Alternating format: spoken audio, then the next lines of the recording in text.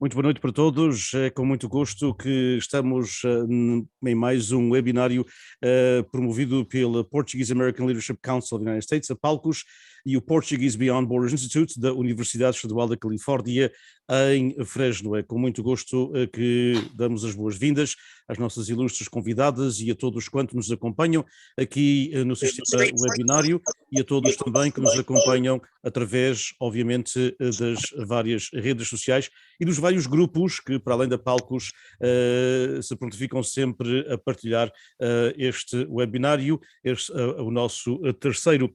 E vou passar de imediato para o meu amigo e co-moderador, Ilídio Pereira. Então, muito boa noite às nossas convidadas e a todos que nos estão a acompanhar. Em nome da PALCUS, e eu como diretor que represento a PALCUS nestes webinários, e em meu nome pessoal também, muito obrigado pela vossa presença e pela maneira como aceitaram os nossos convites.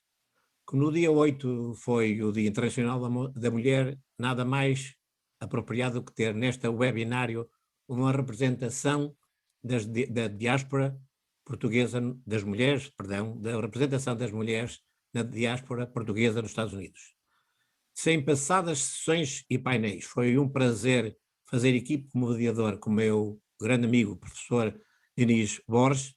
Mentiria hoje se não dissesse que não estou contente, mas sim contentíssimo de ter o prazer de termos como interlocutoras tão ilustres compatriotas e representantes das mulheres da diáspora portuguesa nos Estados Unidos.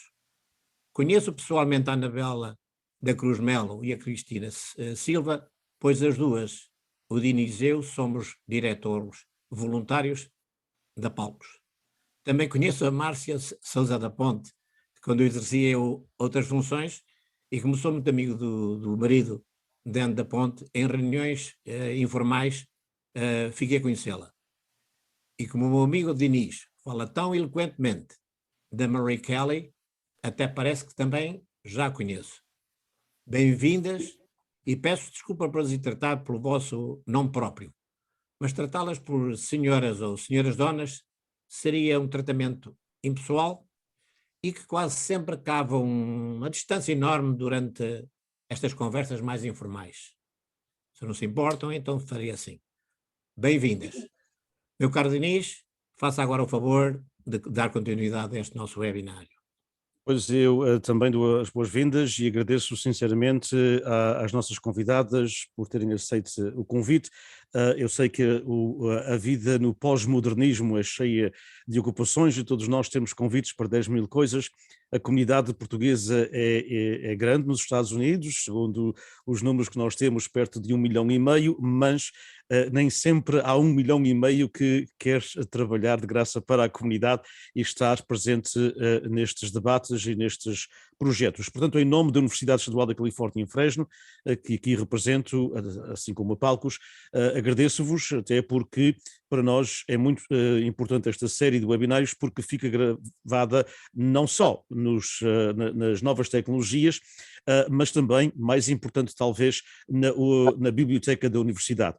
Ainda há poucos dias estive na Biblioteca da Universidade e estava a ver gravações, obviamente já adaptadas de outros formatos, da comunidade nipónica americana, da presença japonesa no centro da Califórnia dos anos de 1930. E, portanto, tudo o que fica na universidade ficará durante muitos e muitos anos. Porque as novas tecnologias são magníficas, mas como todos nós sabemos, acho que aqui algumas das nossas convidadas devem se lembrar que há uns anos atrás a nova tecnologia era MySpace. Toda a gente falava no MySpace. Hoje ninguém sabe o que é o MySpace. Há uma geração que nunca ouviu falar do MySpace. E quem sabe o que será daqui a 20 anos com o Facebook ou mesmo a YouTube. E, portanto, temos muito orgulho em arquivar estas conversas na Universidade, na Biblioteca Henry Madden Library. Portanto, em nome do Instituto, em nome da Universidade, muito obrigado. E também queria vos dizer que para nós aqui na Califórnia é gratificante hoje este nosso encontro por uma razão dupla. É porque na Califórnia estamos a celebrar a Semana do Imigrante Português na Califórnia, que foi decretada pela primeira vez em 1967 pelo então governador Ronald Reagan, que, como sabemos, chegou a presidente dos Estados Unidos, em 67, mas não foi iniciativa própria dele, foi de um grupo de portugueses que o pressionaram a decretar. Somos o único Estado na União Americana que tem uma semana dedicada ao imigrante português. Portanto, para nós é gratificante celebrá-lo também com outras pessoas em outras partes do país. Eu vou passar de novo para o Ilídio para começarmos estas perguntas, mas mais uma vez as minhas boas-vindas à Cristina, à Marie, à Anabela e à Márcia. Pois nós elaboramos 6 perguntas e vamos fazê-las de uma maneira muito simples. Em primeiro lugar, uma vez mais, bem-vindas a este webinário. Eu vou pedir a cada uma de vocês para fazerem a fineza, mais ou menos em 4, 5 minutos, nos derem uma resenha da vossa biografia e a ligação à nossa comunidade e também a Portugal. Para termos isto mais ou menos cadenciado, eu vou, em primeiro lugar, passar a palavra à Anabela, depois à Marie, à Márcia e à Cristina. Portanto, a Anabela seria a primeira, se faz favor.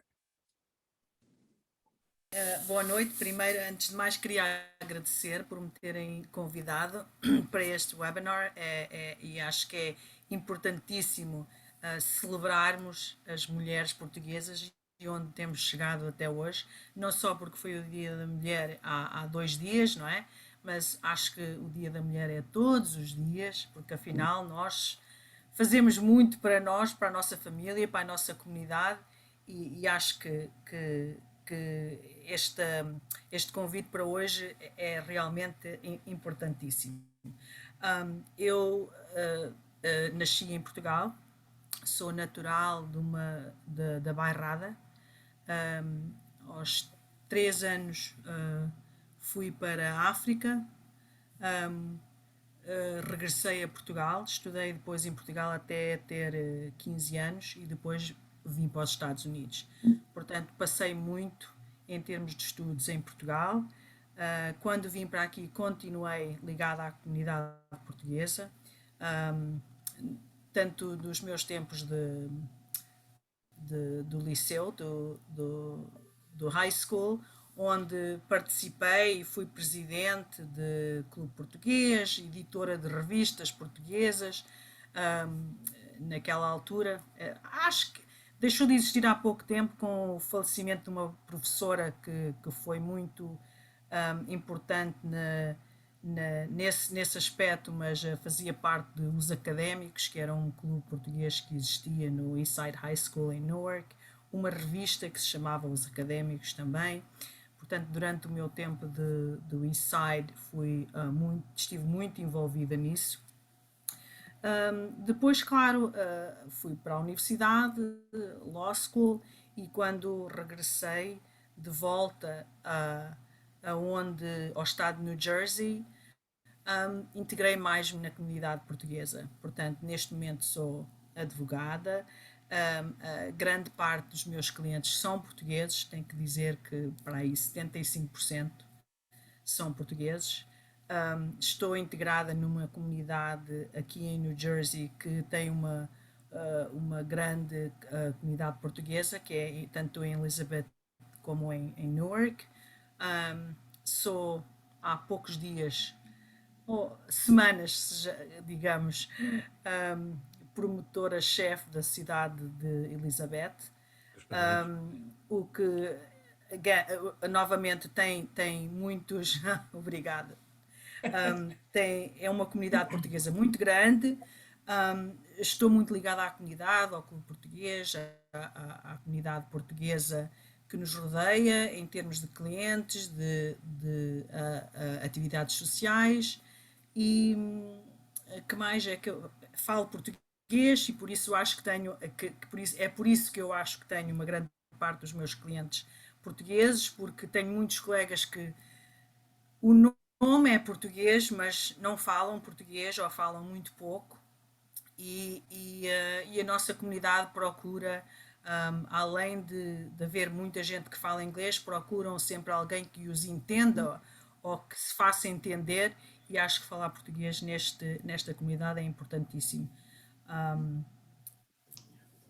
Acho que já resumi em muito pouco tempo aquilo que poderia por agora. Exatamente, Anabela, e por isso mesmo é que estes webinários também são na língua portuguesa, porque sabemos que temos muitas pessoas que continuam a gostar de ver programas destes, conferências destas, webinários desses. Então agora passava a palavra para a Marie, se fizesse favor. Ok, boa tarde aqui da Califórnia, boa noite na Costa Leste. Quero agradecer ao Sr. Ministro por me ter convidado, porque sempre tenho experimentado a ser uma luz para as mulheres as mulheres portuguesas aqui da Califórnia. Nasci em Portugal, precisamente na Ilha de São Jorge, nos Açores. O meu pai emigrou para o Faial quando eu tinha 10 anos. De lá emigramos para a América em 69. Já trazia o 5º ano lá do Faial, estudei no colégio. Graduei da high school aqui, na escola de Riverbank, aqui na Califórnia. Andei no colégio de Modesto e tirei o curso de línguas na Universidade de Berkeley. Depois, mais tarde, estava a trabalhar de contabilidade, embora não fosse a minha profissão, mas quando uma pessoa precisa, trabalha onde é preciso. E então disseram-me que pagavam para eu ir tornar à escola para aprender contabilidade, e assim foi. E então tirei o meu curso em contabilidade e abri o meu escritório, que já tenho há mais de 20 anos. Tenho andado sempre envolvida na comunidade portuguesa. A razão porque estudei contabilidade foi porque queria ajudar os portugueses, porque é muito difícil quando eles chegam aqui e não têm quem os ajude com as suas taxas, e as pessoas, claro, aproveitam-se de tudo. E assim eu ajudava as pessoas portuguesas e fiquei muito conhecida na comunidade também por causa disso. Fui presidente aqui da Festa de Modesto, fui presidente da PFSA. Estou envolvida também na Casa dos Açores e noutras festas que eu ajudei também. Muita gente conhece aqui o nosso escritório, porque tenho também um departamento de português para ajudar pessoas com preparações, cidadania portuguesa, enfim, a gente aqui faz tudo, porque os portugueses, quando precisam de qualquer coisa, chamam o nosso escritório. Por acaso, um dia, os nossos telefones não estavam a trabalhar e chamaram a estação, o KLBS, para saber se eles sabiam o que é que tinha acontecido à gente, porque não atendiam ao telefone. Pessoas precisam de um divórcio ou qualquer coisa, para aqui é que chamam. A gente aqui faz tudo. Embora não soubesse, tive que aprender para ajudar, gostava de ajudar a comunidade. E tem sido assim, os últimos 53 anos aqui neste país. Tenho estado sempre envolvida com a nossa comunidade portuguesa e com muito gosto. Muito bem, muitos parabéns. Eu agora gostava também que a Márcia nos desse também um resumo da sua biografia, se faz favor. Olá a todos, obrigada pelo convite para estar presente. A Márcia é uma rapaz-peixense que nasceu e passou os primeiros 33 anos de vida nos Açores. Frequentei a escola, tirei o curso na universidade, nunca tive a necessidade de sair dos Açores, sinto-me uma felizarda nesse aspecto. A minha área de formação foi gestão de empresas. Após o curso trabalhei durante 10 anos numa empresa a fazer contabilidades e a preparar estudos económicos para poderem ser candidatos aos fundos europeus. Entretanto, conheci o meu marido e a decisão naquela altura era ele americano e a viver nos Estados Unidos, e conhecemos por casualidade quando a minha freguesia foi elevada à vila, em que eu fazia parte dos membros da organização das festas, e o Daniel tinha ido na qualidade de senador e filho de um rapaz-peixense. Daí que nos tenhamos conhecido, e pronto, e aí foi a namorar, e a decisão era o Daniel ia para os Açores ou a Márcia vinha para a América. E como muitos, pronto, numa imigração considero um pouco diferente, era o país das oportunidades, e provavelmente a Márcia teria mais oportunidades aqui do que o Daniel alguma vez teria nos Açores. E cá estamos, casados, com 2 filhos. Entretanto, quando vim para os Estados Unidos, o meu primeiro ano, os meus primeiros 2 anos foi ser mãe, porque também já considerava-me velhinha e achava que podia me dar o luxo de aproveitar um bocadinho esta fase bonita da vida das mulheres, e só passados 2 anos é que fui trabalhar. E desde cá estou, trabalhei no Consulado de Portugal, no Vice-Consulado de Portugal em Providence, em que estive lá a trabalhar até o passado mês de agosto, e com uma pausa pelo meio para fazer uma experiência em ir trabalhar por uma empresa americana, mas também ligada a Portugal, porque era importadora de produtos portugueses e comercializava, muito conhecida aqui na nossa área. Foi uma boa experiência, mas só durou 1 ano, porque no final do ano eu achava que podia fazer muito mais e que não quis continuar. E neste momento, desde agosto, desde que encerrei funções com o consulado, trabalho no meu próprio escritório, em que decidi trabalhar um pouco com o Daniel na área financeira, que não é muito a minha área, mas iniciei o meu próprio escritório, que eu chamei de Portugal Solutions, porque eu, da minha experiência de viver nos Açores e de vivência cá, apesar de 33 anos nos Açores e apenas 12 nos Estados Unidos, eu achava que podia conjugar as duas partes e abrir esse escritório e poder apoiar a nossa comunidade portuguesa em diversas áreas, essencialmente nas áreas que eu acho que eles precisam de apoio e que não têm o apoio nas entidades consulares, porque também não é esta a função das entidades e das nossas representações consulares. E tem sido, pronto, uma experiência de meses, mas tem sido gratificante, mas também apoiada pelo conhecimento que eu tenho da comunidade, porque desde que cá cheguei, também talvez pelas funções que o meu marido desempenhava, sempre me integrei na comunidade portuguesa, fazia parte da Casa dos Açores, sempre tive que lidar com os clubes e com a nossa comunidade, fazer parte dos eventos, somos membros de vários clubes, e daí que eu também tenho essa sensibilidade e esse conhecimento da comunidade desta área. E basicamente é isto, e eu espero que hoje com este webinário nós consigamos partilhar experiências e falar sobre o papel da mulher, e eu que possa representar as mulheres aqui desta área. O propósito é mesmo esse, E parabéns pelo nome que escolheu para o seu escritório. É realmente um nome mesmo importante.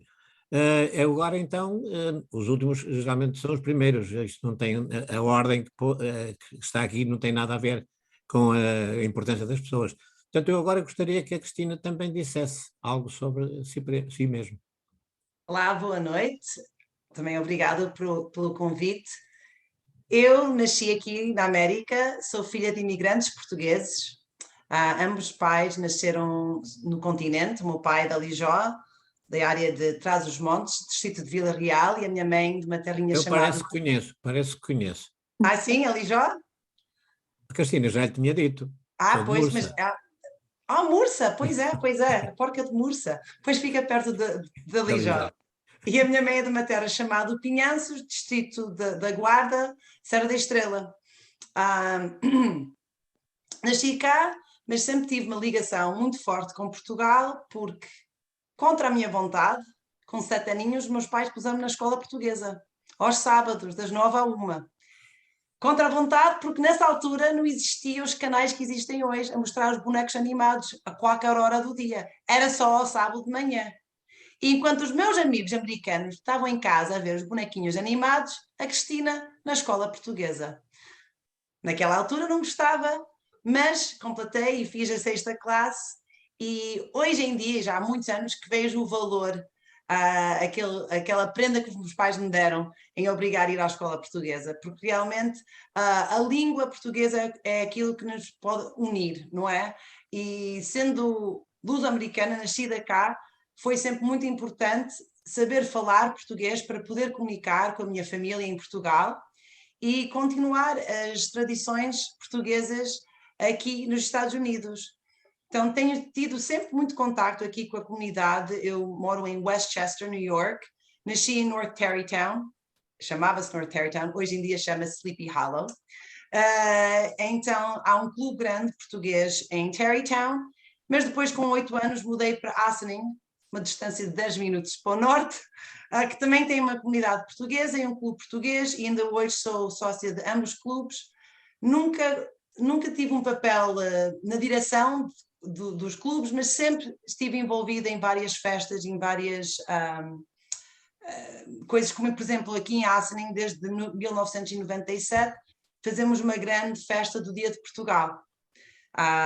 E teve uma pausa de 2 anos devido ao Covid, mas sempre estive envolvida desde o primeiro ano, em 97, com essa tal festa. Em princípio tivemos 200 ou 300 pessoas, agora são milhares de pessoas que vêm à festa, mas não é só os portugueses. É interessante porque muitas pessoas americanas aqui adoram essa festa, adoram, número 1, porque temos boa comida, cerveja portuguesa, música portuguesa popular, atuações de ranchos, temos sempre o içar da bandeira, uma missa campal, então é uma combinação de um dia de Portugal e que é uma ligação entre a comunidade portuguesa e a comunidade americana, e é muito giro, todos os anos fazemos isso no mês de junho. Então, nesse sentido, tenho tido sempre esse contacto com a comunidade portuguesa. Sou advogada, tenho o meu próprio escritório que faz para o mês que vem 16 anos, o tempo voa, e tenho muitos clientes portugueses, ao passo que agora, hoje em dia, temos uma comunidade muito, muito grande hispana, e por causa da língua portuguesa e de falar português, acho que deu mais facilidade na universidade de estudar o espanhol, italiano, francês, e hoje em dia também falo fluentemente espanhol e tenho uma grande percentagem dos meus clientes que são espanhóis, e isso tudo devido à língua portuguesa. Importantíssimo, importantíssimo. Muito obrigado. Muito obrigado. Agora, amigo Diniz, eu gostava que se responsabilizasse pela pergunta número 2, se faz favor. Sim, eu sou uma pessoa de responsabilidade, portanto, eu responsabilizo-me pelas perguntas todas que me entregar.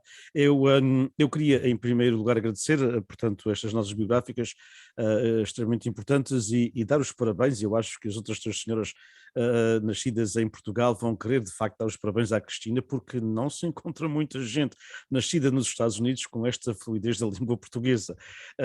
Não é, ela não só fala português, ela portanto, tem um comando da língua e do vocabulário extraordinário. Parabéns. Sim. Ainda bem que não viste aqueles macaquinhos ao sábado de manhã. Portanto, a língua portuguesa deve-te isso. Mas agora tens tempo para ver todos os bonequinhos. Os bonequinhos. Eu queria, portanto, começar esta pergunta que é, e vamos fazer a ordem desta feita da Marie, da Márcia, da Cristina e da Anabela, e portanto eu pergunto primeiro à Marie, e eu sei que a questão da Márcia é um bocadinho diferente e quero de facto passar ter a pergunta de uma outra forma também para a Márcia.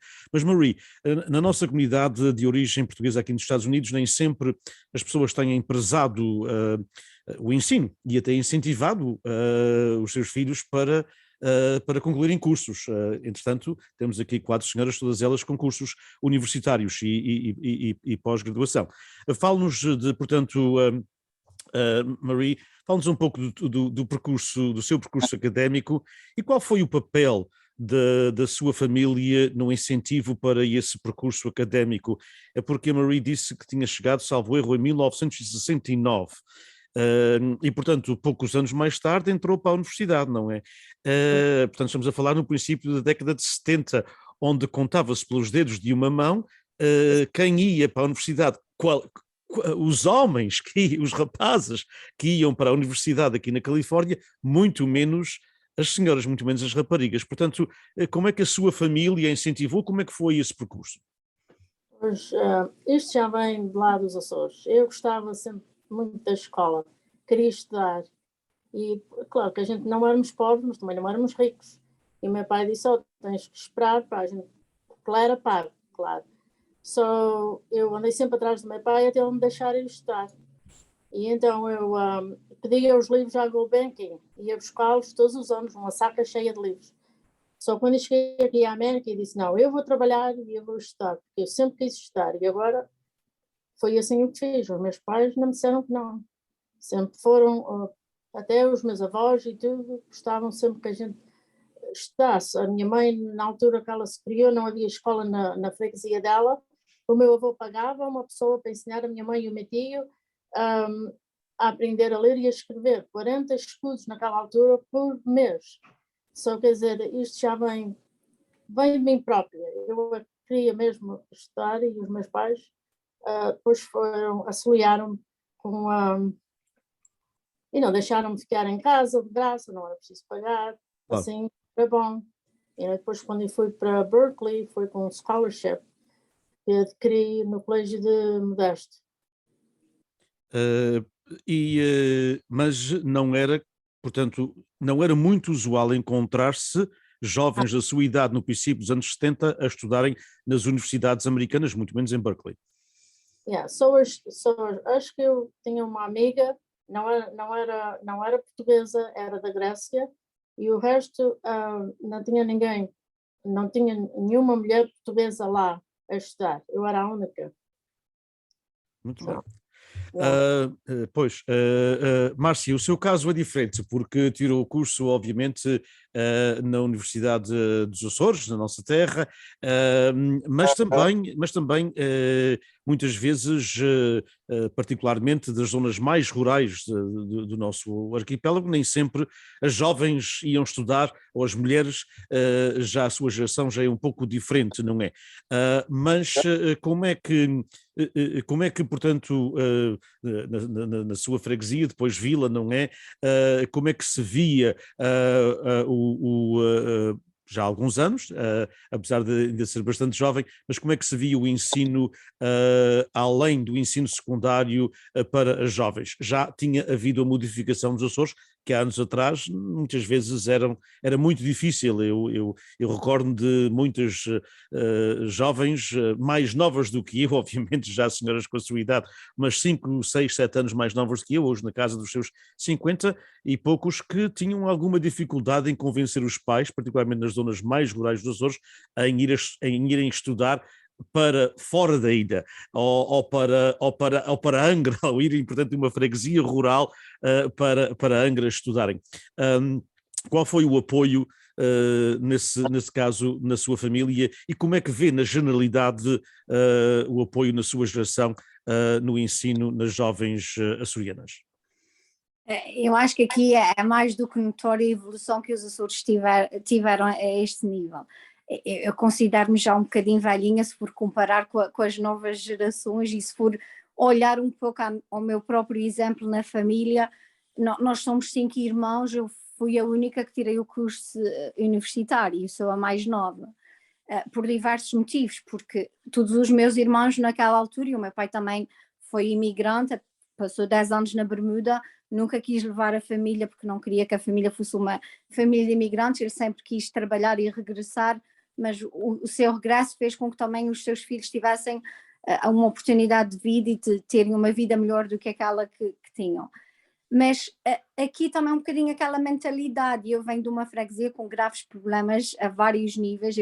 Eu sou muito realista e sei que a minha freguesia, como muitas outras, toda a gente a conhece, toda a gente identifica em diversas áreas, mas porque também somos muitos habitantes. Numa pequena vila, concentrarem-se mais de 10 mil pessoas, que é lógico que muitos dos problemas, muitas das causas saltam logo à vista.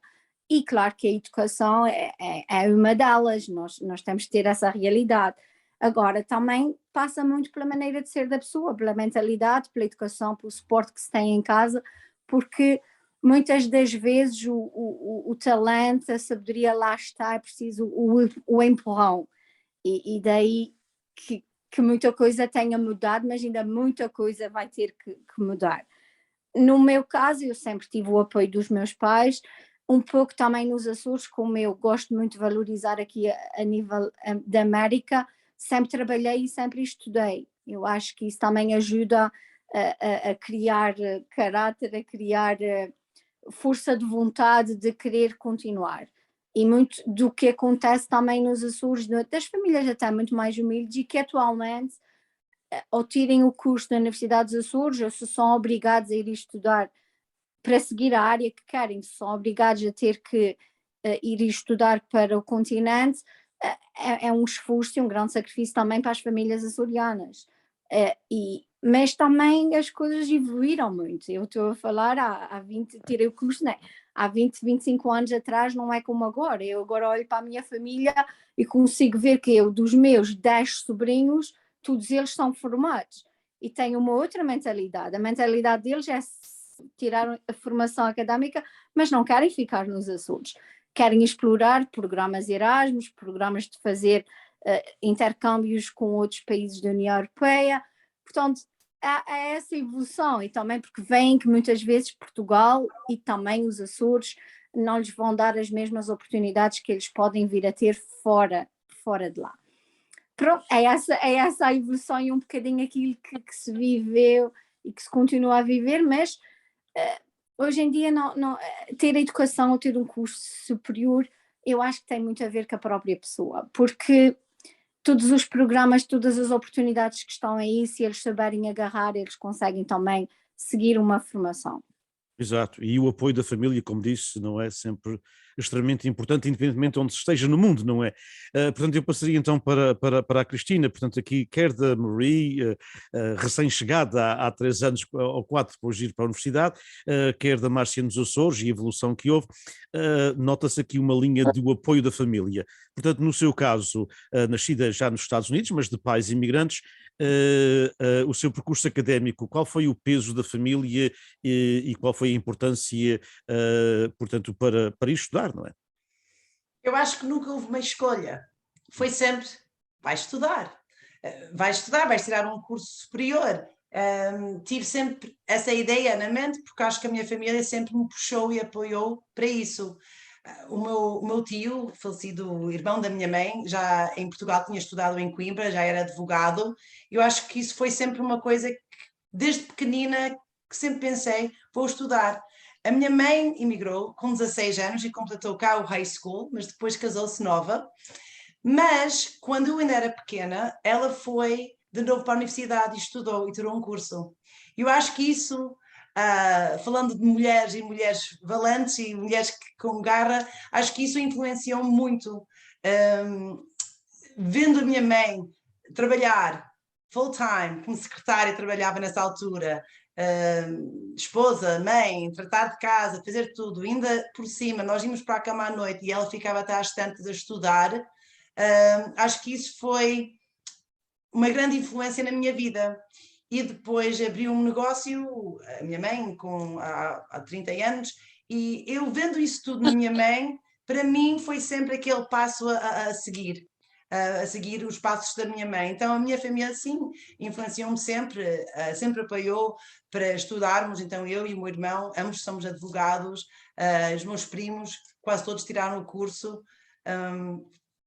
Acho que foi o sonho do imigrante português, é isso mesmo, é que os filhos tenham mais ou que alcancem mais do que eles alcançaram na vida deles, para trabalharem duros, para darem essas oportunidades aos filhos.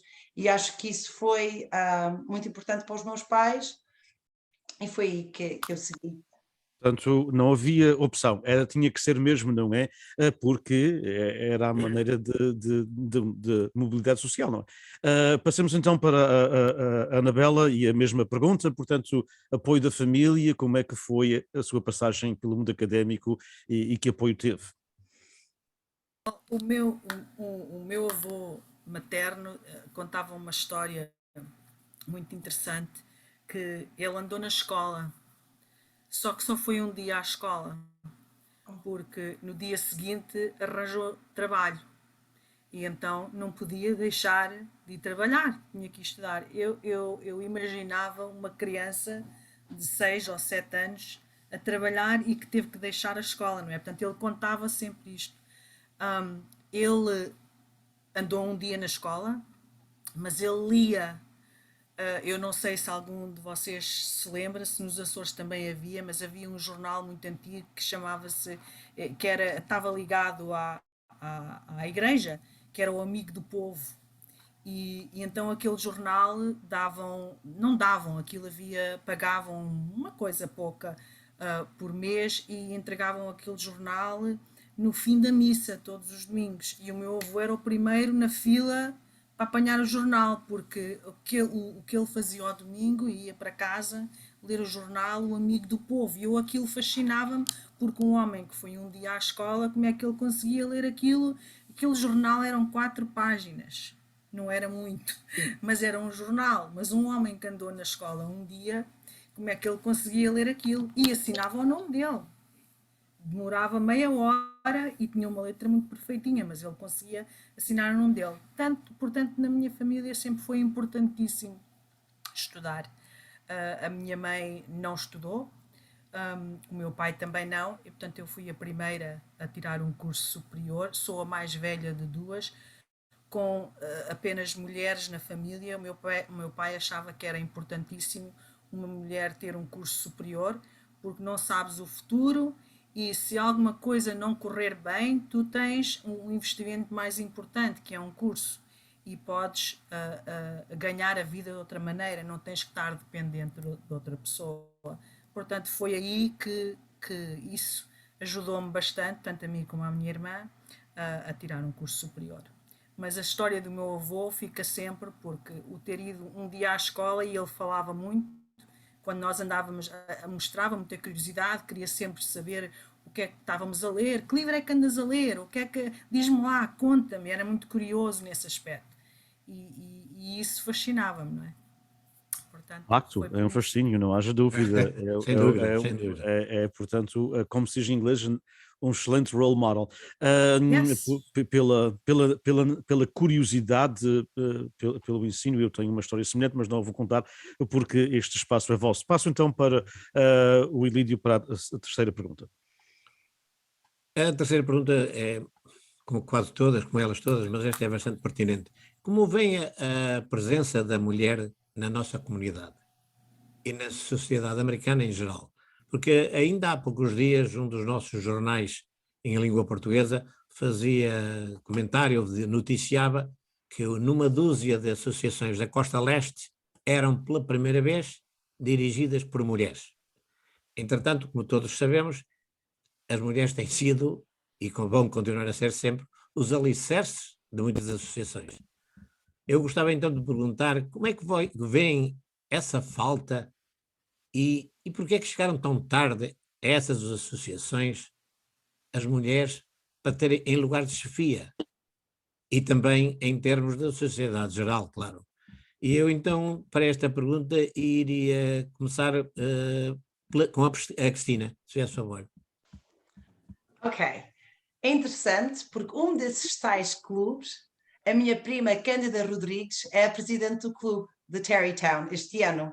Foi vice-presidente os últimos 2 anos, o marido foi presidente e como o pai dela foi um dos fundadores do clube e foi presidente durante várias vezes, já faleceu o meu tio, mas este ano ela, pela primeira vez, é presidente do clube. Acho que já é a terceira ou quarta presidente feminina do clube de Terrytown.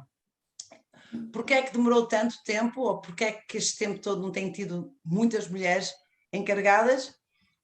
Não sei, talvez não tivessem aquele apoio dos maridos, o apoio da comunidade em termos gerais. Eu nasci cá, então talvez tenha uma perspectiva um bocado diferente de muita da comunidade que veio de Portugal, emigraram.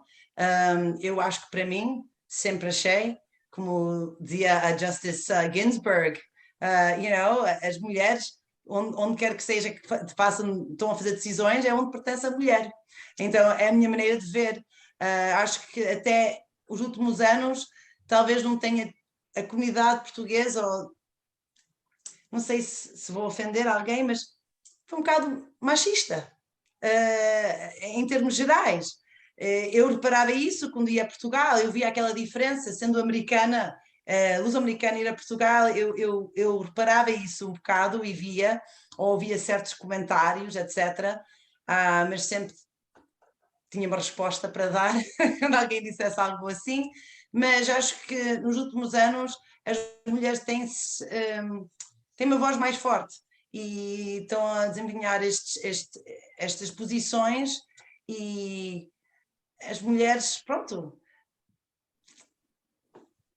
têm evoluído a comunidade portuguesa, e espero que continue a ser assim, com as mulheres à frente destas associações, que geralmente antes era só os homens portugueses, ou até na comunidade americana tem-se visto. Então este ano pela primeira vez temos uma vice-presidente mulher, então acho que pouco a pouco as mulheres estão a entrar no papel que deviam ter tido sempre ao longo destes anos todos. Cristina, eu parece que estava a ouvir as minhas filhas a falarem, porque são mais ou menos da sua idade e dizem exatamente a mesma coisa. Portanto, eu já sabia que ia dizer mais ou menos assim.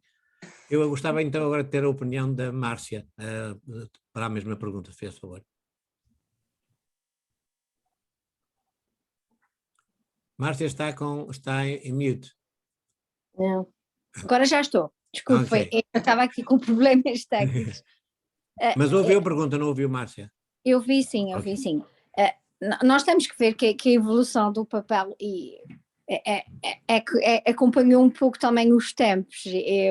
É lógico que o nosso pensamento hoje em dia, o meu aos 45 anos, é completamente diferente, e alguém, se eu fizer a pergunta, possa ter 65 ou 70 e que também tenha vivido num enquadramento completamente diferente. Mas nós podemos ver que mesmo aqui a nível comunitário, a nível do papel das mulheres aqui na nossa comunidade, foi evoluindo. A maior parte, havia clubes portugueses que até não permitiam a entrada das mulheres como sócias, não fazendo parte das reuniões, não fazendo parte dos eventos. E nós hoje em dia estamos a ver o contrário, porque muitos desses associações e clubes esses cargos de chefia até podem ser assumidos pelos maridos, mas que seria daquele marido se não tivesse a mulher ao seu lado a garantir que conseguia desempenhar um bom trabalho e a fazer aquilo que se tinha proposto fazer para o clube e para as organizações. Temos visto isso a nível comunitário. A nível político temos visto, e muitas vezes por imposição legal, em que obriga que parte dos cargos políticos sejam ocupados também por mulheres. É um pouco, se não queres a bem, queres a mal. É também essa evolução um pouco mas a mulher acaba por não é. Eu sou muito defensora das mulheres, não sei se me querem, não gosto gosto de pensar no seu feminino, mas gosto de valorizar o papel que as mulheres têm vindo a ter e a evolução que têm nos vários campos, na educação, e não falando no papel da mulher como mãe, porque o ditado não é só o ditado mãe, é real. Nós temos que ter a consciência que se não for as mães a fazer, as mães a ensinar, a dar o exemplo, não faz parte da vida. Não, os pais também têm o seu papel, mas quando se trata a mãe conta de uma forma diferente. E tem sido essa a evolução, mas é uma evolução que também se tem feito pelos tempos, e acho que também nesse aspecto nós temos muito que continuar a conquistar, não nos acomodarmos, Mudar. mas acompanhar essa evolução, a evolução dos tempos. Sim, a Márcia disse muito bem que o marido era o presidente, mas tinha que ter a esposa ao lado a ajudar. Por isso mesmo é que nós dizemos que as mulheres são realmente os alicerces da maioria das associações. Anabela, então agora diga-me também a sua resposta a esta pergunta. Eu, de acordo com aquilo que disse o Ilídio e a Márcia, eu acho que as mulheres, ao longo dos anos, têm desempenhado um papel muito importante, que embora não tivessem à frente de muitas associações, de muitas tanto políticas como sociais, como de universidades, coisas desse género, por trás de cada homem existe uma mulher. E para esse homem ser quem é, muitas das vezes, essa mulher contribui muito. Sem essa mulher, o homem possivelmente não chegaria aonde chegou. Porque, especialmente quando se fala de uma mulher que desempenha o papel de mãe e pai, porque tem que tratar dos filhos quando o marido vai trabalhar e ela trabalha também, ela tem que tratar da casa. Já não estou a falar de mulheres com uma formação académica muito grande, muito alta, mas que têm que tratar da casa, têm que tratar dos filhos, têm que tratar do marido, têm que tratar de tudo enquanto o marido vai trabalhar. Ok, está bem, ele podia ganhar mais dinheiro, mas se não fosse a mulher ele não conseguia fazer aquilo que fazia sem ela a fazer aquilo tudo. Portanto, as mulheres, na minha opinião, têm desempenhado sempre um papel muito importante, que embora escondidas ou por trás do homem, as pessoas ao longo do tempo vão-lhe dando valor. Acho que antigamente não davam esse valor, era como se fosse uma obrigação, a mulher fazia isso porque era aquilo que a mulher tinha que fazer. Mas hoje em dia acho que existe a formação académica carrega uma força, um peso muito grande e as mulheres têm conseguido educar a nossa sociedade de maneira a chegarem onde chegaram. Ainda existe muito machismo, sem dúvida. Existe, e de certeza que a Cristina vai concordar, mas que na nossa profissão, por exemplo, existem aqueles homens que nos tratam como é quase uma cidadã de segunda classe. Olha, é mulher e fica para ali, não tem direito, ou eu sou primeiro, ela é mulher, não ligues. Fazem assim, tratam-nos de uma maneira, se a gente não souber, e não se pode falar mal, não se pode, como é dizer, opor-se a esse tipo de tratamento de uma maneira rude, porque fica mal, mas há que saber lidar com os homens que nos tratam assim. E eu acho que ao longo do tempo isso tem vindo a mudar muito. A nossa sociedade tem vindo a entender que realmente não devíamos ser tratadas como somos. Eu não me queixo até de muito, mas, por exemplo, vejo colegas mais velhas que contam histórias que às vezes eu fico, eu uma vez era capaz de suportar aquilo ou ficar ali a aguentar aquilo porque foi um homem, um juiz que lhe disse que ela tinha que fazer aquilo porque ela era mulher. Não é? Portanto, acho que já corremos muito percurso para chegar onde estamos e acho que há muita mulher à frente de muita organização agora e claro que isso é bom de se ver, mas que elas sempre tiveram, só que talvez não tivessem na frente, tivessem na segunda fila e agora estão a ser reconhecidas pelo peso que têm e isso é importante.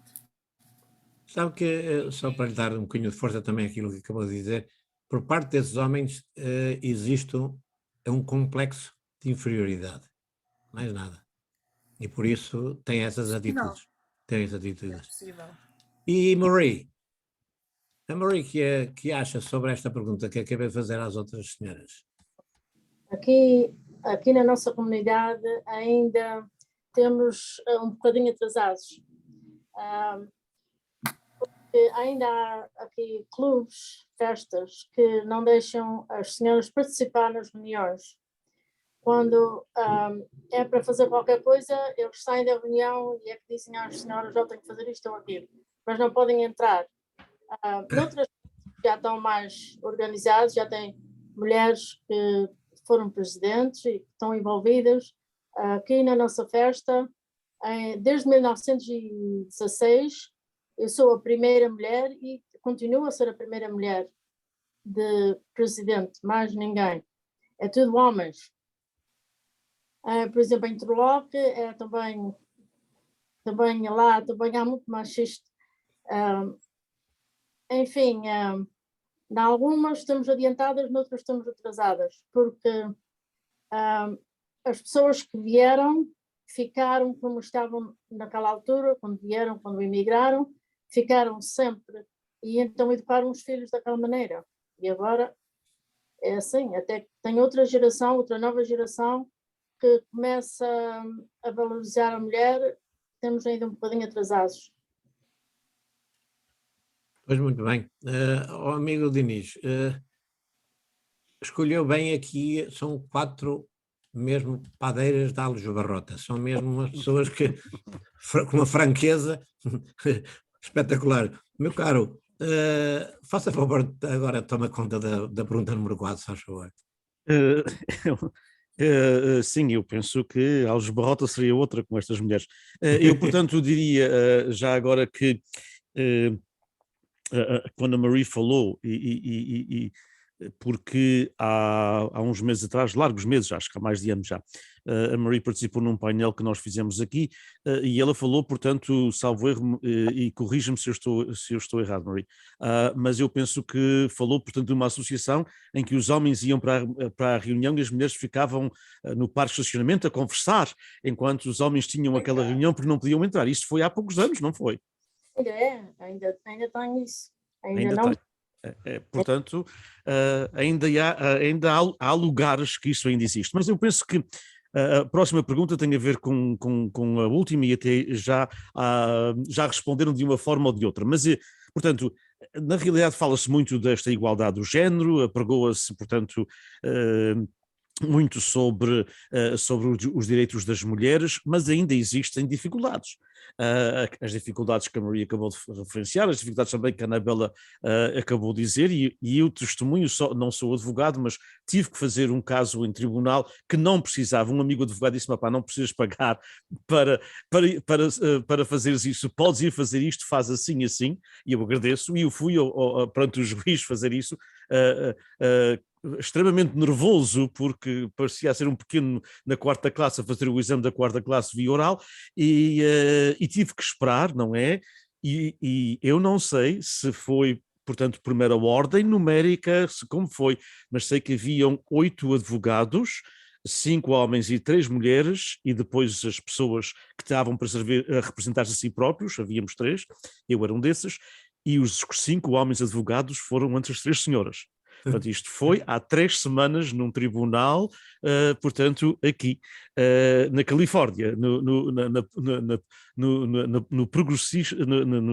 neste estado que é extremamente progressista. Mas a realidade é que o juiz, um homem novo, um homem com 54, 55 anos, mas os 5 senhores foram chamados e depois as 3 senhoras. E depois, obviamente, os laicos como eu. Portanto, na realidade, em Portugal, por exemplo, nestas umas eleições, o número de mulheres eleitas para o Parlamento, apesar de, como a Márcia disse muito bem, muitas vezes tem que ser à força através das cotas, mas o número de mulheres decresceu. Decresceu. Em 2022, o número de mulheres no Parlamento português decresceu, apesar das mulheres a serem, portanto, de haver mais mulheres do que homens em Portugal. Aqui nos Estados Unidos da América, a mesma coisa. Temos já várias senhoras, portanto, no Congresso, mas ainda em representação, portanto, que as mulheres representam mais de 50% da população, acho que representam o quê? 17% ou 18%. Portanto, é deficitário. É deficitário no Congresso, que é, como todos nós sabemos, um clube de gente velha, não é? Independentemente seja um homem ou uma mulher, parece que tem que ter mais de 85 anos para entrar. Mas, na realidade, também é um clube de homens com raras mulheres, quer dizer, com pouquíssimas mulheres no Senado dos Estados Unidos da América. Como é, portanto, se compararmos em comparação com a população, como é que veem a mulher no poder político, agora não só no poder, mas no poder político dos Estados Unidos e de Portugal também, se assim quiserem comentar, e aqui mais propriamente da nossa comunidade, o que é que nós podemos fazer como comunidade? E a Palcos, por exemplo, as outras organizações, a California Portuguese American Coalition, as fraternais, as associações, portanto, cívicas da Costa Leste, o que é que podemos fazer para todos nós, em conjunto, trabalharmos para termos mais mulheres a concorrer, porque se tivermos mais mulheres a concorrer para cargos públicos, certamente que teremos mais mulheres eleitas, porque cada vez mais elas representam mais de 50% dos vários distritos. O que é que as nossas organizações portuguesas podem fazer para dar outro empowerment? Eu agora vou usar uma palavra aqui, portanto, inglesa, mas e muito americana, gostamos muito dessa palavra aqui, para dar de facto o apoio que necessitamos para ter mais mulheres no mundo político americano. E se isso acontecer, obviamente que é no mundo político luso-americano também, porque nós fazemos parte da sociedade americana e vemos isto. Aqui na Califórnia temos 145 luso-eleitos, mas apenas 34 mulheres. Dos 145 em várias posições. Portanto, será que a Palcos e outras organizações como a Palcos podem fazer algo? Eu começava desta vez com a Cristina. O que é que as nossas organizações podem fazer para a gente mudar este sistema com a presença das novas gerações portuguesas e não só? Essa é uma boa pergunta. Acho que é apoiar quando há mulheres que querem concorrer a essas posições. Eu, por exemplo, com 23 anos, concorri a vereadora aqui na minha vila, perdi, mas concorri à mesma. E depois de passar 2 anos, tentei outra vez, não consegui, mas tentei. Ok, então, tendo essa experiência, eu apoiava qualquer mulher portuguesa ou luso-americana que quisesse seguir isso para tentar dar uma voz à comunidade. Eu acho que as organizações, começando com por exemplo, como tínhamos falado na outra pergunta, agora estas organizações que estamos a ver mais mulheres à frente. Talvez isso seja o primeiro passo a dar. É ser presidente ou vice-presidente de um clube recreativo e depois sentir-se, ok, olha, uma mulher à frente. Vamos conseguir, vamos apoiar, vamos puxar, vamos apoiar as nossas mulheres na comunidade para poderem alcançar essa posição politicamente, ou aqui ou em Portugal. Eu sei que cresceu o número de mulheres em Portugal, mas eu acho que em Portugal ainda há uma percentagem maior de mulheres na política do que aqui na América. Eu digo até em termos gerais na Europa. Sim. Ao passo que eu falei no machismo, mas nesse sentido, eu acho que Portugal e a Europa está muito, muito mais para a frente do que na América. Aqui é que realmente se vê menos mulheres em posições de política. Tem presidentes na Europa, primeiro-ministro, tudo mulheres. E aqui na América, este ano, como eu disse, a última vez, a primeira vez que temos uma vice-presidente mulher. Tem sido só homens até esse ponto. E talvez com essa mudança, as mulheres ou raparigas novas que possam ter esse sonho, comecem a ter mais confiança, mais podem pensar que será possível agora. Então, em termos das organizações, nós podemos só apoiar esses desejos ou sonhos, se existem nas mulheres mais jovens da comunidade que queiram então seguir uma posição dessa.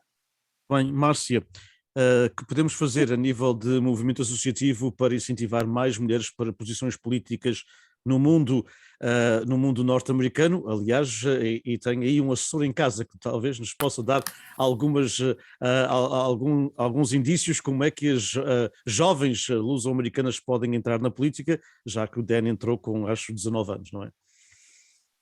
É um bom exemplo, e é pegando um pouco nesse exemplo, o Dani quando entrou aos 20 e por ser um jovem, vamos imaginar que ele era uma mulher, eu acho que uma das coisas importantes para ele naquela altura, sendo um jovem, foi tendo o apoio dos mais velhos, foi tendo o apoio das organizações, que foi visível nesta área. Eu acho que passa também um pouco por isto.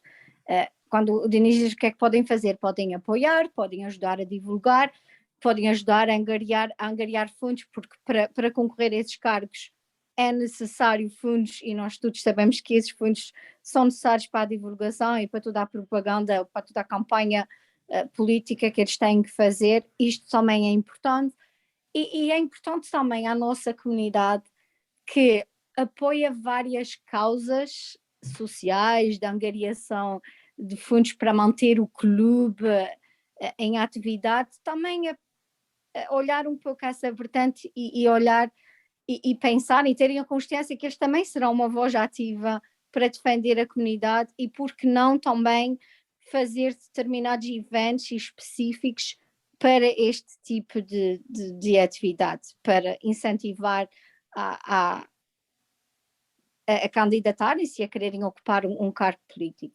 Acho que também passa muito, lá está, mais uma vez, a termos que começar também a olhar de forma diferente para a nossa juventude, porque também é esta a juventude que vem de pais portugueses que se sacrificaram e que lhes deram formação e que estão nesta área, e que também está na hora de apoiá-los, porque eles têm o conhecimento, têm reúnem algumas capacidades para desempenhar também esses cargos. Vamos também apoiar um pouco essa juventude feminina nesse aspecto. É também uma das coisas que nós podemos fazer. Eu acho que muita coisa já foi feita, a mentalidade e a posição que as mulheres podem ocupar hoje em dia tem vindo a evoluir também, porque os homens e as pessoas de mais idade começam também a tomar consciência de que é necessário mudar, é necessário apoiar.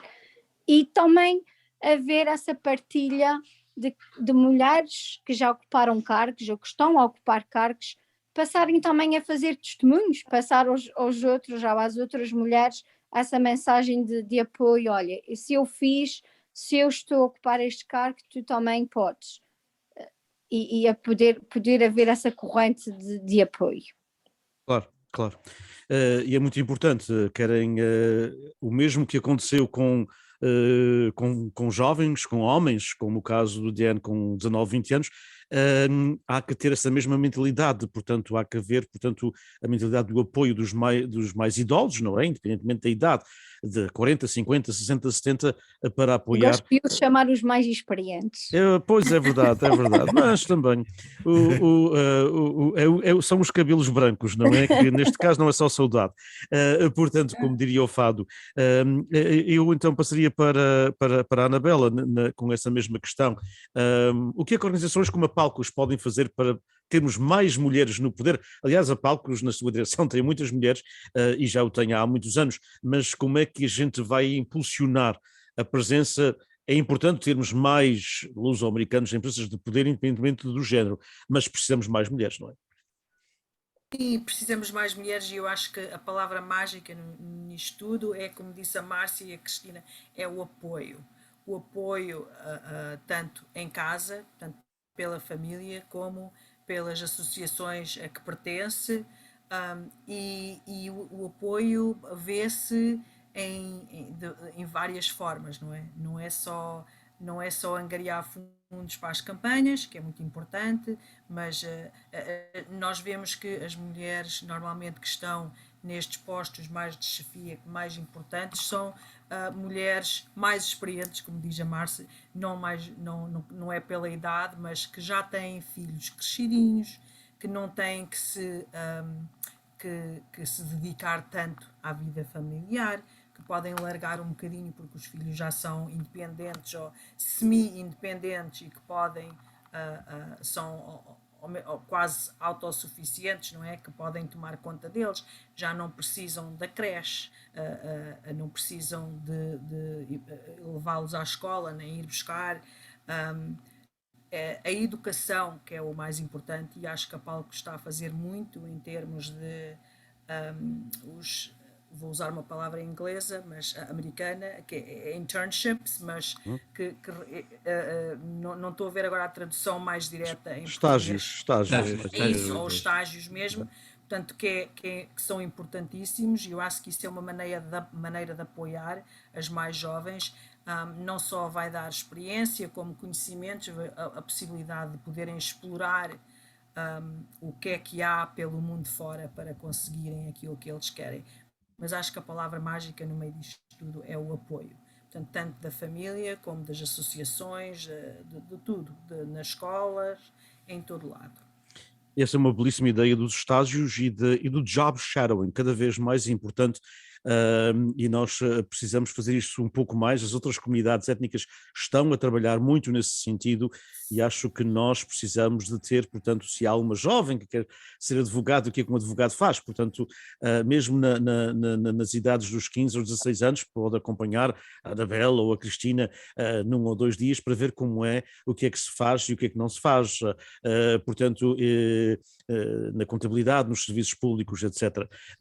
E eu sei que a Palcos tem trabalhado nesse sentido, e eu penso que é importante criarmos cada vez mais oportunidades, mesmo específicas para jovens luso-americanas, através de estágios e de o chamado job shadowing, mesmo, porque nunca é cedo demais, mesmo uma criança com 12 ou 13 anos, é importante já ter uma noção do que é que vai enfrentar, não é? Eu passaria para a Marie, e o que é que se pode fazer, na sua opinião, particularmente, portanto, a Portuguese Fraternal Society of America, que é a maior organização portuguesa nos Estados Unidos, com quase 58 mil membros, não é brincadeira nenhuma, e, portanto, como é que uma organização tão poderosa, que a Marie está envolvida, a vossa filha, Monique, é a presidente, como é que estas nossas organizações podem, portanto, dar este apoio que foi falado pelas outras 3 colegas às nossas jovens aqui na Califórnia? Well, a gente devíamos ter, por exemplo, na BFSA, temos uma sede bastante ampla, devíamos ter classes e convidar as jovens para virem e para ver e falar conforme se querem ser advogadas, se querem ser, se querem se entregar na política, para as incentivar, porque aqui no Vale não há assim muitas ocasiões, a não ser que se vá às escolas. Mas era uma ideia boa para juntar os nossos jovens aqui da comunidade, para saber se queriam seguir a carreira. A minha filha já pensou em fazer isso, mas isso ainda está um pouco atrasado, mas estou a pensar que vamos mesmo pôr mãos à obra para haver mais jovens que queiram seguir a carreira, tanto faz na política como aqui de advogados, ou para contabilidade, ou qualquer coisa que seja um exemplo para a comunidade. Essa é uma belíssima ideia, usar os espaços físicos, não é, da comunidade, os espaços físicos dos nossos salões, das nossas associações, para, portanto, fazer uma série de workshops, de aulas de incentivo, e trazer, portanto, pessoas em posições de liderança. Eu sei que fomos um bocadinho já adiantados na hora, mas peço-vos, portanto, que continuem, porque temos ainda mais 2 perguntas e queremos ouvir todos. Portanto, eu vou passar de imediato para o Ilídio, para a pergunta número 5, que é uma pergunta um bocadinho mais complicada, como se diz. É complicada, eu tenho a impressão que até foi quase feita de propósito para ser eu a lê-la e falar com as nossas interlocutoras. Como veem o relacionamento entre Portugal e as suas comunidades dos Estados Unidos? Nós sabemos que continuam os mesmos dilemas, apesar de continuarmos também a ouvir tantas promessas. E as promessas são os desafios nos serviços consulares, a falta de uma ligação direta com a comunidade, ou uma insistência que começa a ser um pouco doentia em não se nomear gente das comunidades para concorrerem aos cargos relacionados com a imigração. O porquê? Em muitas destas situações, as mulheres geralmente são sempre muito mais pragmáticas do que os homens. Como é que podemos melhorar o relacionamento? E o que é que podemos, se devemos fazer alguma coisa, para que Portugal tenha outro imaginário para com a diáspora? Eu, em todos os webinários, repito-me, porque eu digo que a diáspora existe 365 dias durante o ano. E para os nossos governantes passados, presentes e infelizmente futuros, a diáspora só existe durante 2 dias, do dia 9 e do 10 de junho, para as fotografias do costume. Mas nós, o que é que podemos ou devemos fazer? O que é que a Márcia acha sobre esta pergunta?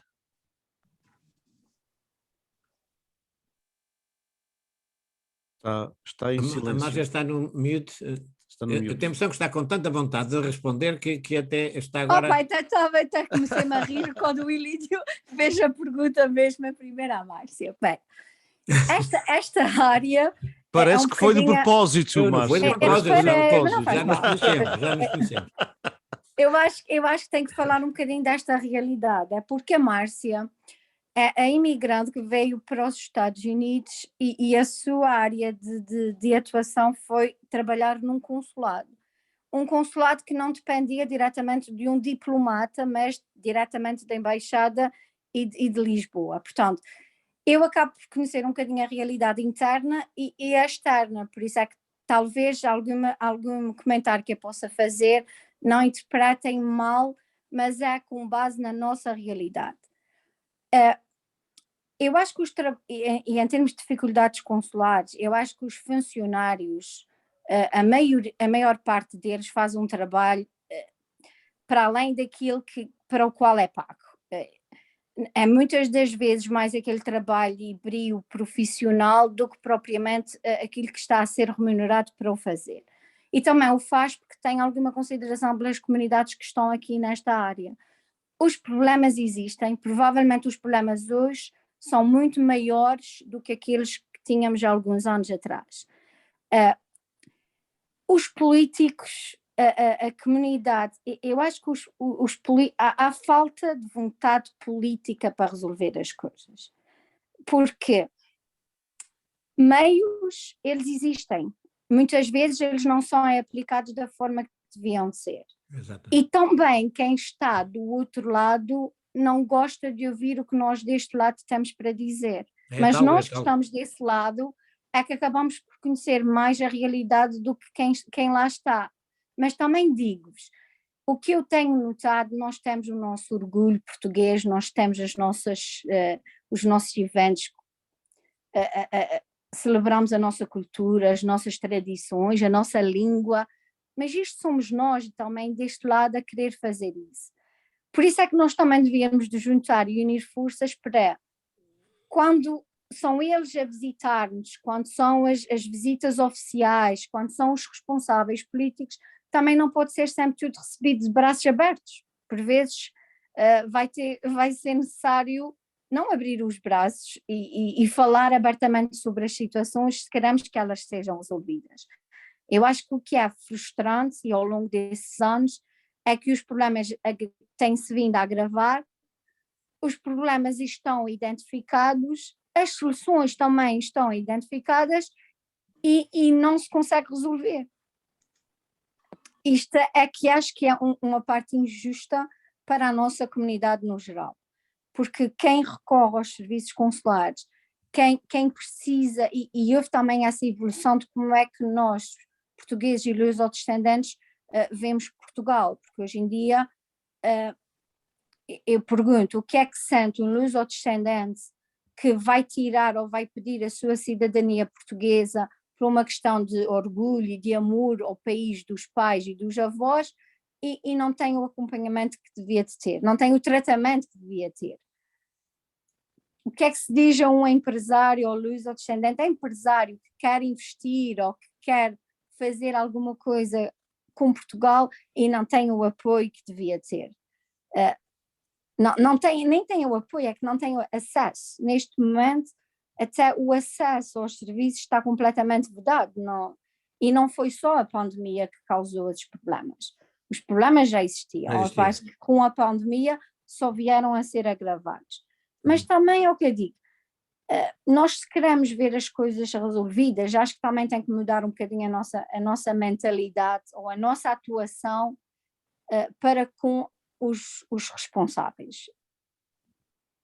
Não sei se eu tentei não ser muito direta. Não, tem que ser eu, por exemplo, responder um entendi muito bocadinho bem. Entendi forma muito bem. diplomática e não ser Márcia, mas é diplomática. que realmente quando vêm e tiram as tais fotografias, também ao dizer que não devemos estar com os braços abertos, aqui infelizmente também da nossa parte, por acaso não me incluo nessas pessoas, mas da nossa parte também há um prazer enorme em tirar fotografia com o A e com o B e com o C, que vieram cá no dia 9 ou no dia 10 de junho, no dia 11 nem sequer se lembram do meu nome, nem se lembram se eu tenho o cabelo branco ou escuro, portanto é realmente também da nossa parte estarmos, não lhes ligar, que isso também é uma coisa que nós portugueses não sabemos fazer. Não, isso, Nós não sabemos fazer. não. Mas ter a oportunidade, tomar essa oportunidade e dizer, sabe uma coisa, queria só comentar isto assim.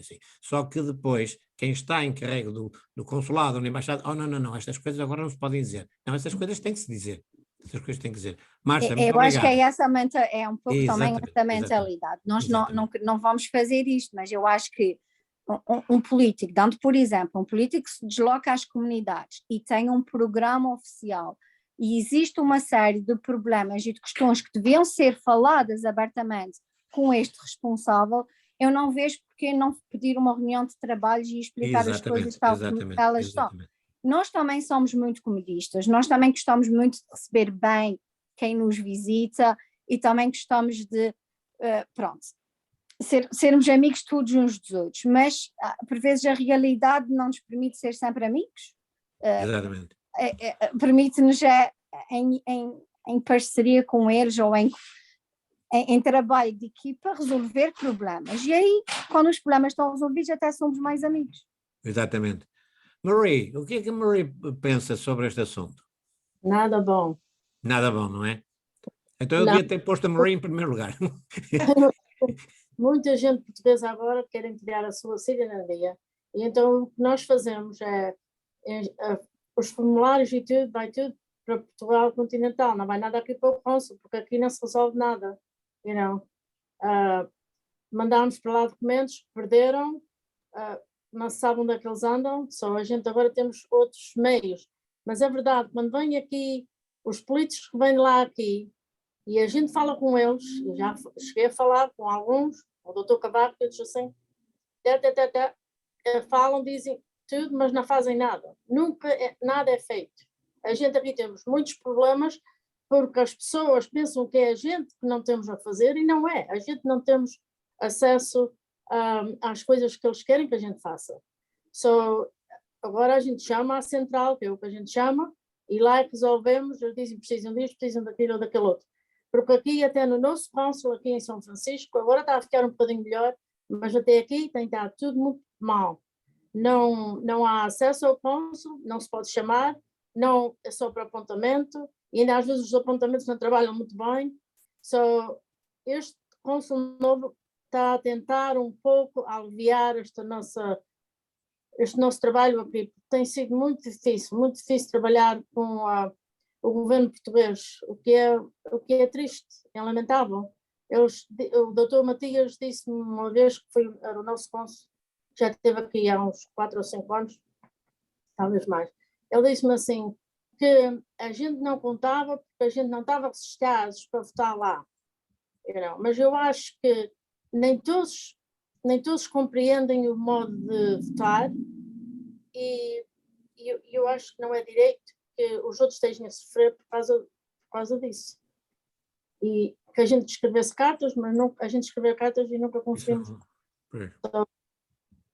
Eu não, estou muito desiludida com o governo português. Mas tem agora uma linha de acesso direta ao Ministério dos Negócios Estrangeiros? A gente teve que procurar os nossos meios para ajudar os nossos clientes, porque não há outra maneira. Ou chamamos aos Açores, pedimos informação, como é que se pode fazer isto, porque a gente temos acesso a várias pessoas.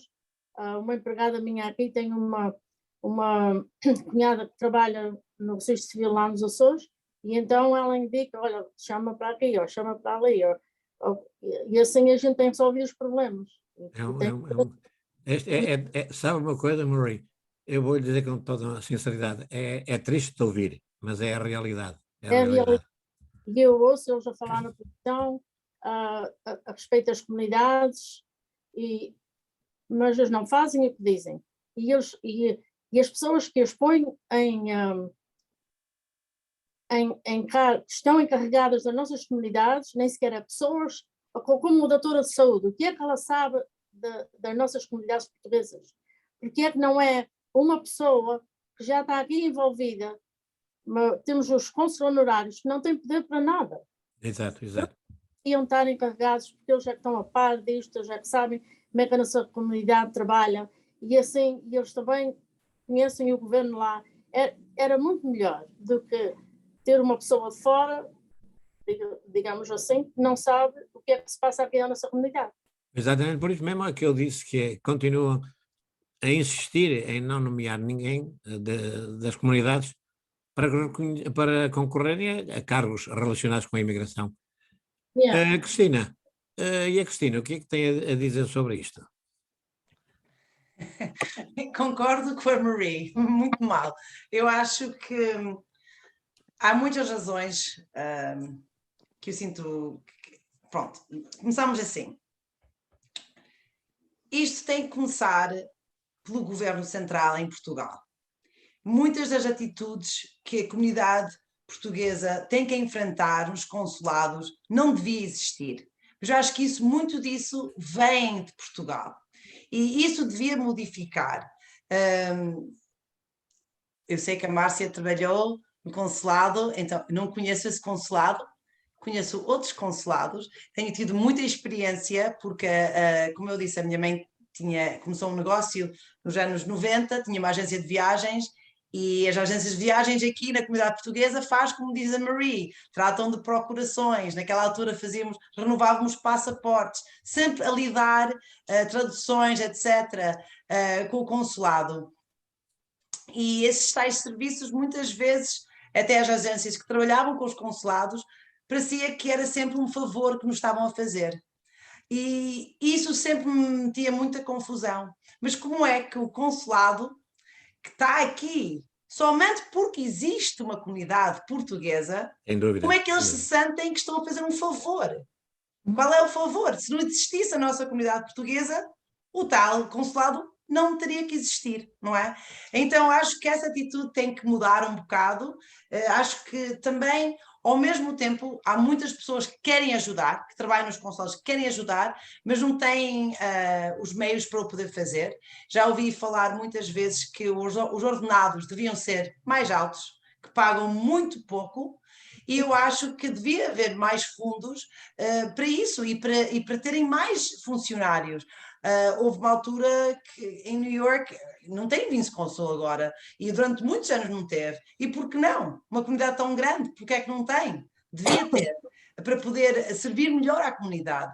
E, como dizem, os políticos vêm, mas não querem ouvir isso, e eu acho que talvez seja um bocado a nossa culpa de nós não falarmos com uma voz mais alta essas tais queixas que nós temos, e acho que devia mudar, porque acho que devia ter, a comunidade portuguesa devia ter um valor muito mais elevado do que tem nos olhos do governo.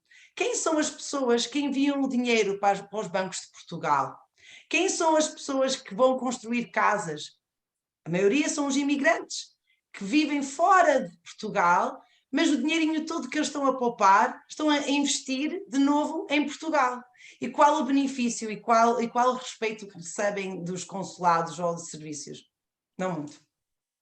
Então acho que isso devia mudar. Tem muita razão, Cristina. Aliás, a Cristina não sabe, ou com certeza não se recorda, quando conheci a sua excelentíssima mãe, nos tempos passados, era exatamente isso que fazia.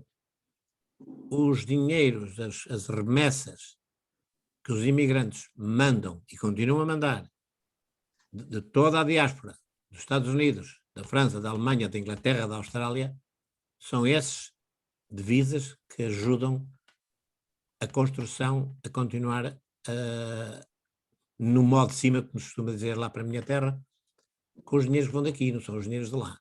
Mas é isso, quem tem memória curta, de vez em quando acontece isto. Mas uma coisa que também que lhe digo, e é o que a Márcia dizia, quando chegam cá, e dizem, olha, tira aqui uma fotografia com este senhor. Olha, sabe uma coisa, depois da fotografia queria lhe dizer que o meu passaporte demorou muito tempo. Não é por aí. Agora, se tivéssemos, como a Marie diz, e muitíssimo bem, se tivéssemos alguém nas comunidades que estivessem relacionados com a imigração, mas que vivam dentro da imigração, seria muito mais fácil, porque chama-se isso o elo de ligação, o que não existe aqui, infelizmente. Anabela. Eu também não tenho muito bom o que dizer, infelizmente, dos serviços consulares, mas Então, eu já nem- esta quinta pergunta foi realmente... Oh, Denise, esta quinta... Mas eu ia dizer, já nem vou falar por aí, porque está relacionado, mas indiretamente. Eu acho que aquilo que é importante no futuro é Portugal considera as nossas comunidades, os nossos imigrantes, quase como um cidadão de segunda classe. Não são aquilo que eles são em Portugal, não são tratados da mesma maneira.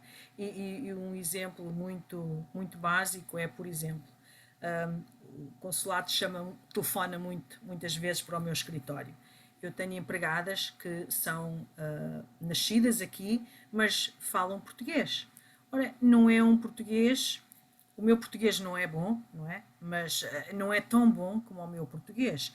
Entendem os clientes e sabem dirigir os clientes de certa maneira, mas atender ao mínimo, mas não sabem explicar certas coisas, nem dão conselhos, nem coisas do género. Mas telefona alguém do consulado e a primeira coisa que eu ouço é please hold, e depois vem falar comigo. É melhor tu falares com eles, porque ela já está a falar uma língua que eu não entendo nada o que ela diz. O que é que acontece? A pessoa do consulado que está a chamar está a falar um português próprio, eu entendo perfeitamente, mas não se esforçam um bocadinho para usar um vocabulário, um palavreado que seja entendido para conseguir aquilo que elas querem. Vão falar a maneira como elas querem, que acham que, pronto, que é um português correto, mas de maneira que elas sabem que não dão ninguém a está a entender. Então a empregada vem a correr e diz, já fala tu que eu não estou a entender nada. Eu já tenho ouvido às vezes dizer English please, e porque elas não entendem. Vai-se a Portugal e é a mesma coisa. Há uma repartição pública em Portugal que deveriam estar habituados a falar, a atender muitos imigrantes, especialmente de verão, e as pessoas começam a perguntar umas à outra. Eu já fui testemunha, já ouvi. Translate that, please. Porque não entendem aquilo que estão a falar. Será que é tão difícil deixar de usar umas palavras tão caras e usar um palavreado, um vocabulário mais básico para a pessoa entender, para se poder explicar, para a pessoa conseguir aquilo que pretende? Não é assim tão difícil e ninguém se esforça nesse aspecto. Portanto, começa aí. Em coisas tão básicas como a comunicação e falar com as pessoas, com os nossos imigrantes. Vai num voo da TAP e vem uma hospedeira e pergunta-lhe se quer carne ou já nem me lembro. Eu fui testemunha e o senhor, o passageiro, dizia, então não é a mesma coisa. Não, senhor, um é carne e outro é peixe, mas eu não sei o que é que foi, já não me lembro o que foi a palavra que ela utilizou, que claro, o homenzinho ficou a entender que era a mesma coisa, mas não soube explicar, não, olha, isto é isto, ou isto é... Explicar para a pessoa entender, para tomar uma decisão, não. Falam, acho muito lindo o português que eles falam, mas não se fazem explicar, então isso para mim não é comunicação, e começa por aí. Sabe que nas repartições públicas em Portugal não são realmente obrigados a falar outra língua a não ser a língua portuguesa. Mas nos consulados, nos consulados, por exemplo, aqui, quando ligam para o seu escritório, falam com a sua empregada ou com a sua secretária e ela não domina a língua, elas, do consulado, se não podem, deviam também ter alguém que se comunique na língua inglesa, porque nós estamos nos Estados Unidos.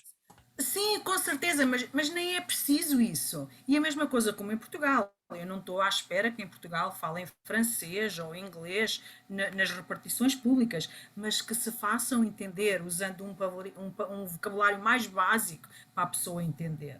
Porque entra ali gente de toda a classe e todo o nível de educação e se não entendem, de que é que vai servir? E os imigrantes são os mais importantes nesse aspecto. Exato. Muito obrigado, muito obrigado. Amigo Diniz. Bem, nós vamos então para a última pergunta e vou-vos pedir, portanto, uns 2 ou 3 minutos cada para uma espécie de mensagem.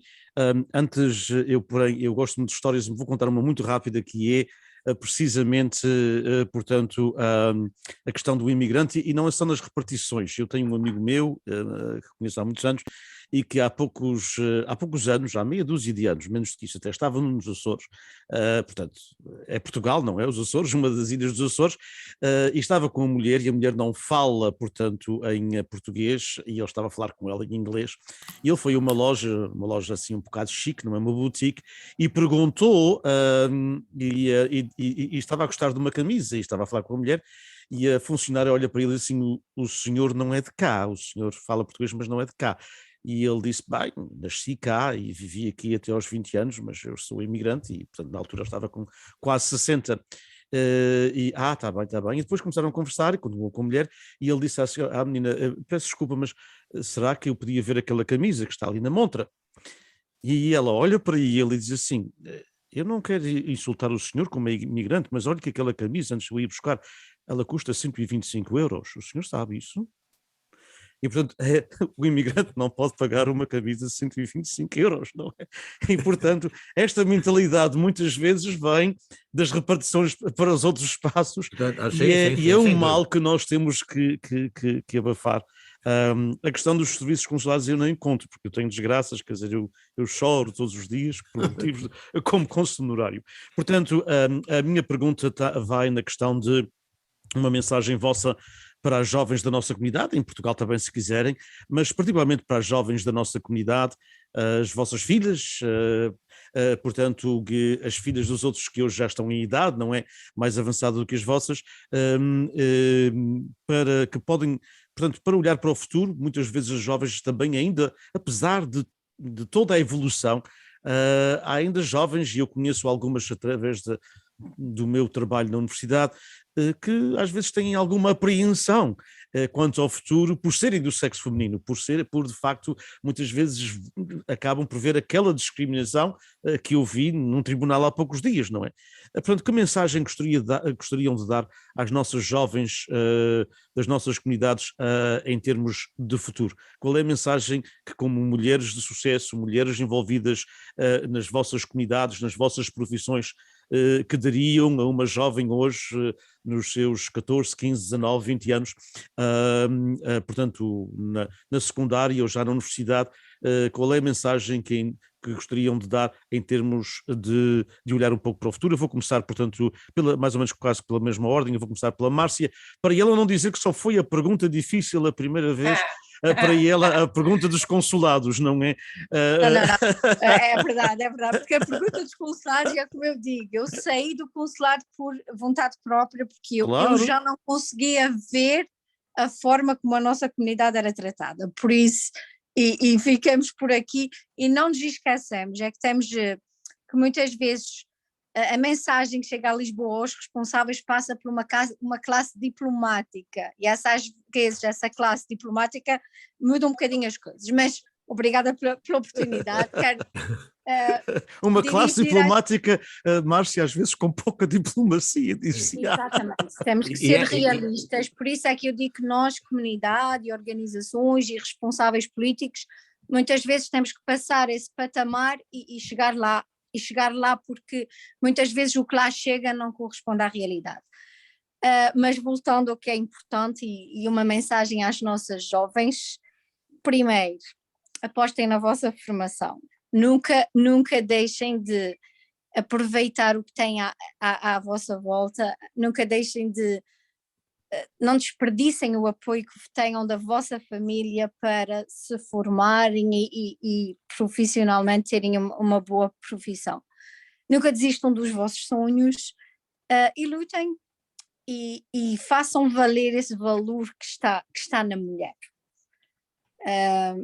E é basicamente isto, e dizer-vos que da minha parte, como açoriana, portuguesa, espero estar aqui por esses lados por muito tempo e se precisarem de alguma coisa da minha parte, a qualquer nível, espero estar por aqui.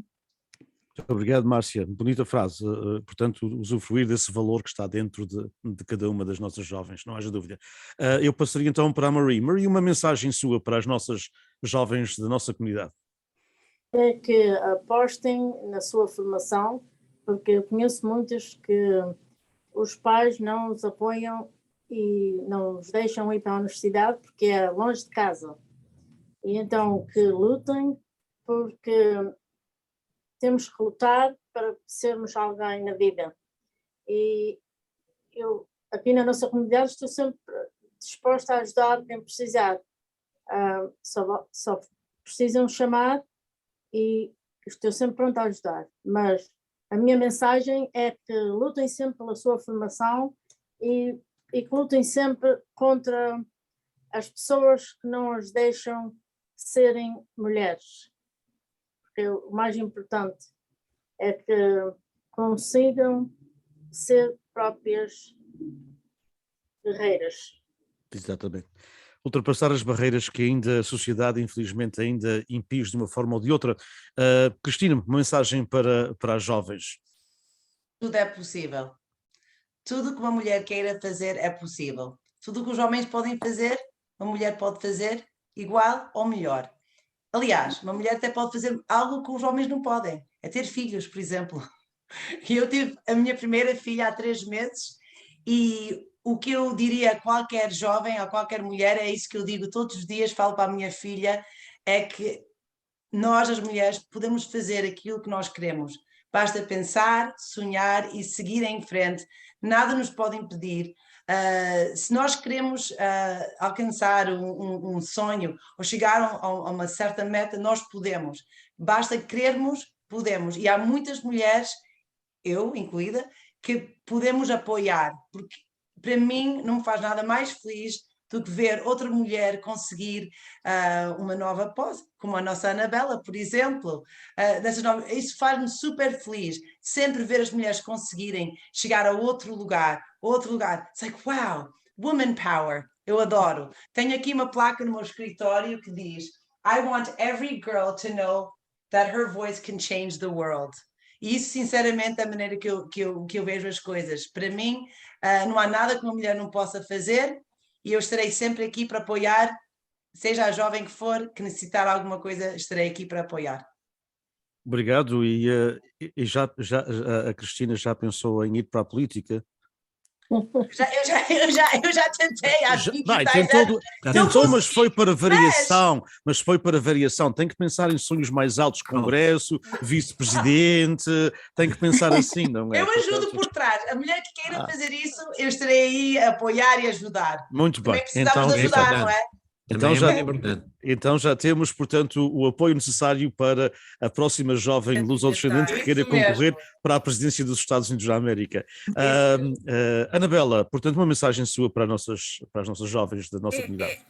Essencialmente é repetir aquilo que disse a Márcia e a Marie e a Cristina, é que é importantíssimo a formação, é importantíssimo ter sonhos e não desistir, porque ninguém diz que é fácil, mas consegue-se. E se não desistir, e se tiver força de vontade, há que pensar no futuro e no facto que vai conseguir uma vida melhor, que isso é possível. You're on mute. Muito obrigado, agora sim, muito obrigado a todas, muito obrigado portanto, às 4, à Cristina, à Marie, à Márcia e à Anabela. Muito obrigado, obviamente, ao meu colega Lídio Pereira. Muito obrigado a todos que nos seguiram. Portanto, foi um pouco longo, mas as respostas e a conversa e o debate e as ideias foram fascinantes. Portanto, obviamente, que em nome do Instituto Português Além Fronteiras, Portuguese Beyond Borders Institute, da Universidade Estadual da Califórnia em Fresno, em nome da Palcos, obrigadíssimo a todos e uma última palavra do meu amigo Lídio Pereira para darmos então uma boa noite. Eu também, em nome da Palcos e em meu nome pessoal, muito importante, gostava de vos agradecer a vossa presença, mas principalmente quero vos agradecer a franqueza das vossas opiniões. Muito obrigado, foi realmente um prazer. Muito boa noite, muito obrigado. Boa noite e viva a Boa mulher, noite. viva a Boa mulher noite. portuguesa. Boa noite. Obrigado. Boa noite para Viva! todos. Viva a mulher portuguesa. Um abraço.